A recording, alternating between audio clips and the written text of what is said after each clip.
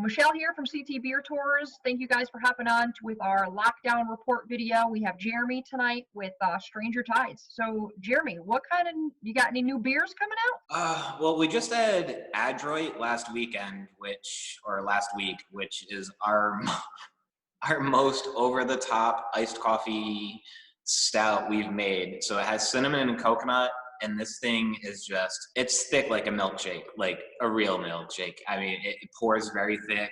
It's actually, people have been loving it. I'm hopefully going to be able to make another keg this week for it, because we poured through that other keg very quickly. Wow, I saw pictures of that. It did look thick. And just in the photo, it looked thick. I was like, wow. That was like, you should see what the bottom of the keg looked like. It was even even lighter than that.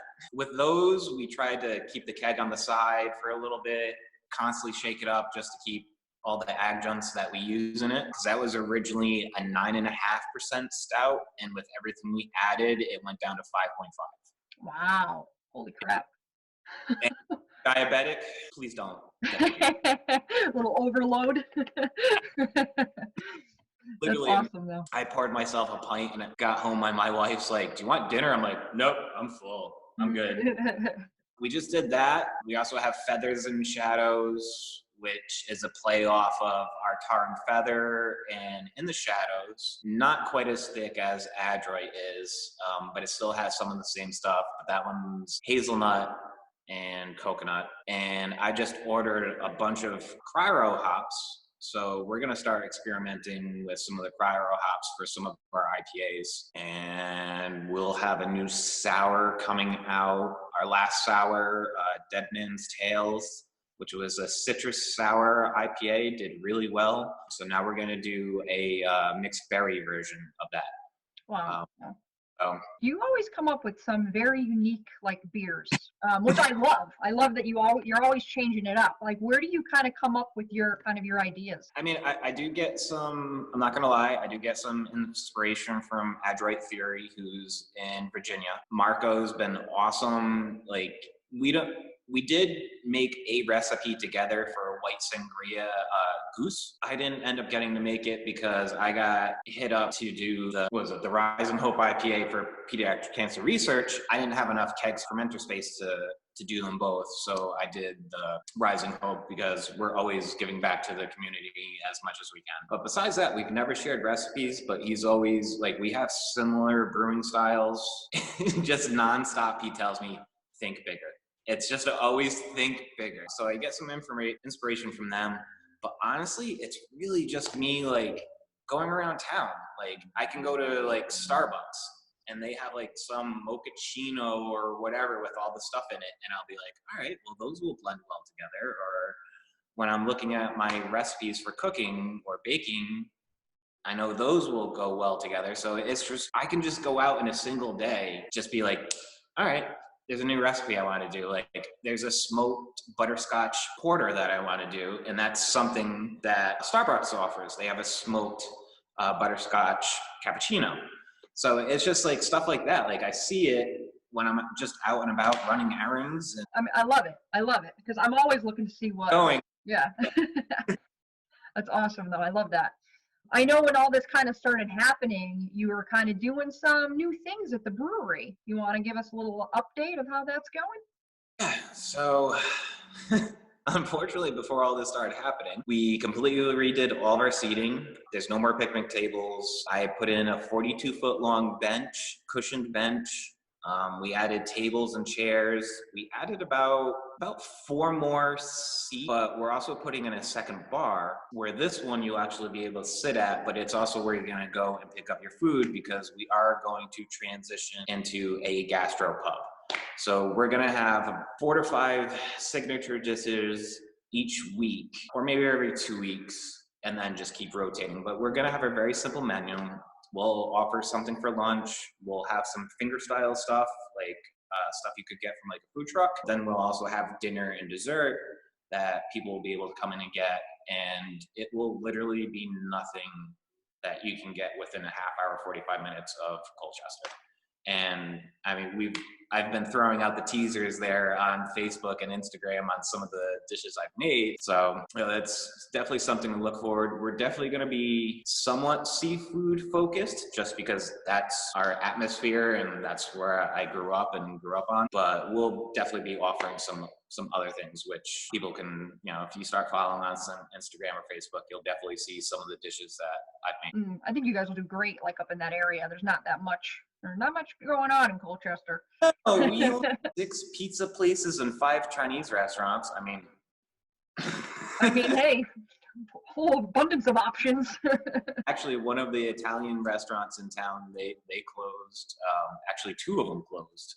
So there's not much of an option. So like from us to Glastonbury and down to the shoreline, we'll definitely be offering something a lot different than what other people can get. So May 20th, supposedly the phase of the reopening that nobody knows what the heck's going on. What's your insight, man? Are you thinking of opening? Yeah, what are you gonna do? Well, all right, so here's how I take May 20th.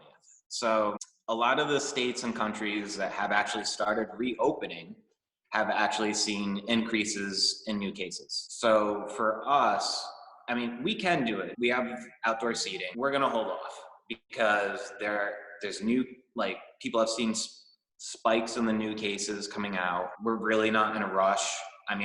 Utmost priority is our customers' health and then our employees' health, but also all the extra restrictions that are now coming in. Originally, it was, breweries were going to be able to do it, but some of the language that came out just yesterday in the executive order said there also needed to be food. So we're still kind of confused on what's going on. I know Phil Pappas at the Connecticut Brewers Guild is still working his butt off to try to figure out what exactly is going on, but we're in no rush. And also looking at some of the craft beer group forums, they're all still no, we're just going to do takeout.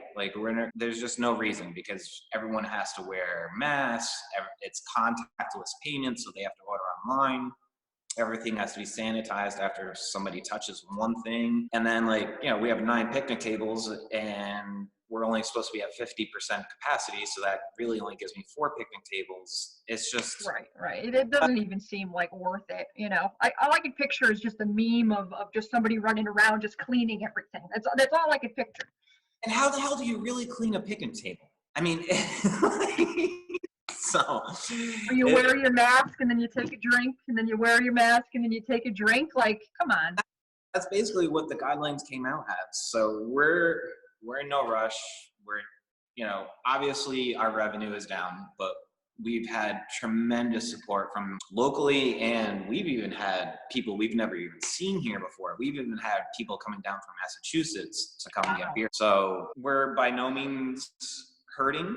We're making it, and we'll definitely make it through this, but I'm in no rush to put our customers or employees in jeopardy and just kind of get some more guidance. Let it go a couple more weeks, and we'll go from there. Yeah, I think everybody's pretty much along the same lines of what you're thinking. Just be patient. We'll be back.